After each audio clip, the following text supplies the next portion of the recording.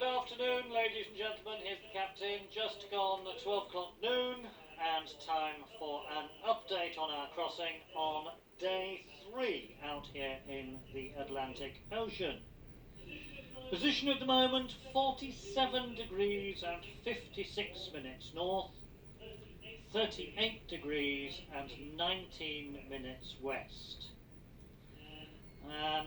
Completely surrounded by water. We're in fact about as far from land as we're going to be on this crossing. So the closest point of land at the moment is St John's in Newfoundland in Canada. That's 572 nautical miles out to the west. Closely followed by the island of Corvo in the Azores archipelago. That's 585 nautical miles down to the south. And around 7 o'clock this evening we will have reached exactly our halfway point of the crossing, and just over 24 hours from now we will reach the closest point to the wreck of the Titanic, and we're going to pass 115 nautical miles to the north of it. So overnight and through this morning we've been passing over a section of the North Atlantic known as the Mid-Atlantic Ridge, which is a submarine ridge lying in a north-south axis in the middle of the Atlantic Ocean. It is in effect an immensely long mountain chain extending for about 10,000 miles in a curving path from the Arctic Ocean to near the southern tip of Africa. It's equidistant between the continents on either side of it, and results from a divergent boundary that separates the tectonic plates. The North American plate from the Eurasian plate in the North Atlantic, and the South American plate from the African plate in the South Atlantic. And these plates are still moving apart, so the Atlantic is growing at the ridge at a rate of between 5 and 10 centimetres, 2 to 4 inches of view in old money, per year in an east to west direction. So every time we cross the Atlantic Ocean we have to steam just a little further or a little faster to get there on time. Interesting to consider, if we do the maths, in the 176 years that Cunard line has been crossing the Atlantic, the distance has increased by approximately 12 metres. So the mountains forming the ridge reach a width of 1,000 miles. That's how far the 1,000 miles the plate has pushed apart in all those years, and the mountains sometimes reach above the sea level. And then they form islands or island groups, and these include the Azores, Ascension, St Helena, Tristan da Cunha, among others, including indeed the central ridge through Iceland. Well, that's almost enough from me, ladies and gentlemen. Clockwise, we're going to have a rest from putting the clocks back tonight, so no change tonight. And meanwhile, I will hand you over to Third Officer Kevin Morrison.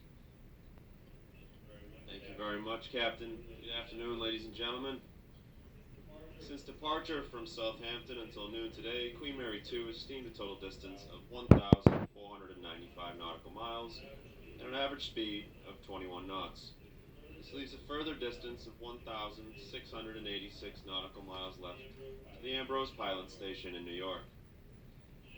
The ship's head is currently 255 degrees, and our current speed is 23.5 knots. The depth of water below the keel is 3,600 meters, or 11,800 feet, with a sea temperature of 15 Celsius, or 59 Fahrenheit, and there is a short, low westerly swell of up to 2 meters, or 6 feet. As the captain said, we will be sailing to the north of Titanic, and you may be wondering why that is. The answer is because of the time of year, the monitoring of ice, and our close monitoring of the reports issued from the North American Ice Service. which is an international partnership between the Canadian Ice Service, the International Ice Patrol, and the U.S. National Ice Center, which is also a member of the United States Coast Guard. The mission of the North American Ice Service is to leverage the strengths of the Canadian Ice Service, U.S. National Ice Service, and International Ice Patrol to monitor and provide the highest quality, timely, and accurate ice analysis in order to meet the needs of the maritime interests of the United States and Canadian governments, in support of safe and efficient maritime operations, weather and environmental modeling, national and environmental security, research and climate understanding, and international treaty obligations. And speaking of the weather, here out on the open decks, we are passing through a bit of fog, and fog is basically when it occurs as moist air passes over a cool surface by advection and is cooled. It is common as a warm front passes over an area with significant snowpack, and it is most common at sea when moist air encounters cooler waters, including areas of cold water upwelling, such as along the California coast and where we're located now. The weather at present is temperatures of 17 Celsius or 63 Fahrenheit, winds from the west-southwest 4-6 on the Beaufort scale, which is a strong breeze. And I'd just like to remind you all that decks 14 and 11 forward are currently closed, but deck 7 is now back open. The weather overnight into tomorrow, temps are looking to increase as we continue on our southwest course, up to 19 Celsius or 66 Fahrenheit, and winds to decrease, coming from the west, of just around 10 to 15 knots. Ladies and gentlemen, I'll leave you with another quote of the day.